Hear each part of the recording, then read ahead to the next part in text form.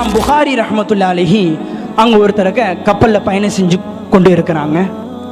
அப்போ போகும்பொழுது நிறைய பொற்காசுகளை வச்சிருக்கிறாங்க. அப்போ அருகில் இருக்கக்கூடிய ஒரு நபர் இந்த பொற்காசுகளை எப்படியாவது நம்ம எடுத்துடணும் என்பதற்காக ஒரு திட்டம் போட்டு என்ன தெரியுமா செஞ்சாங்க? ஏன் நம்மளாம் சொல்றோமா இல்லையா, என் பொட்டியை தூக்கிட்டு போயிட்டான் சொல்றோமா இல்லையா, அந்த மாதிரி அவர் கூச்சலிட ஆரம்பிச்சிட்டாரு. அந்த கப்பலை ஓட்டக்கூடிய நபர் ஓட்டுநர் கேட்கிறாரு. ஒவ்வொருத்தரையும் யார் செக் பண்ணிட்டே வராங்க.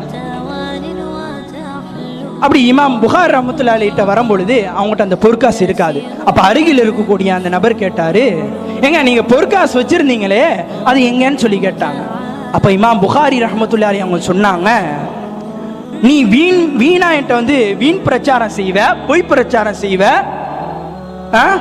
வீண் பிரச்சாரம் பொய் பிரச்சாரம் செய்வ, நான் மட்டும் உனக்கு சாதகமாகிட்டேன்னு சொன்னா என்ன நம்பி இருக்கக்கூடிய மக்கள் ரசூலுல்லாஹி ஸல்லல்லாஹு அலைஹி வஸல்லம் அவர்களுடைய ஹதீஸை சேகரித்து கொண்டு வந்திருக்கின்றேன், அதையெல்லாம் மக்கள் எல்லாம் பொய் என்று சொல்லி விடுவார்கள். எனவே நான் என்ன தெரியுமா செஞ்சேன், அதையெல்லாம் தண்ணீரில் போட்டேன்னு சொன்னாங்க. இப்ப பார்க்க வேண்டும், இமாம் புகாரி ரஹ்மத்துல்லாஹி அலைஹி அவங்ககிட்ட உலகத்தினுடைய பொற்காசு வேணுமா ஹதீஸ் வேணுமா என்று பார்க்கும் பொழுது இமாம் புகாரி ரஹ்மத்துல்லாஹி அலைஹி அவங்ககிட்ட ஹதீஸ் தான் இருக்குது. நம்மில் எத்தனை பேரிடம் காசுக்காக இந்த உலகத்தை பெறக்கூடிய அளவிற்கு நாம் எத்தனை முயற்சிகள் செய்து கொண்டு இருக்கின்றோம். சிந்திக்க வேண்டும், எத்தனை தொழுகைகளை நாம் பேணாமல் விடுபட்டு இருந்திருப்போம்.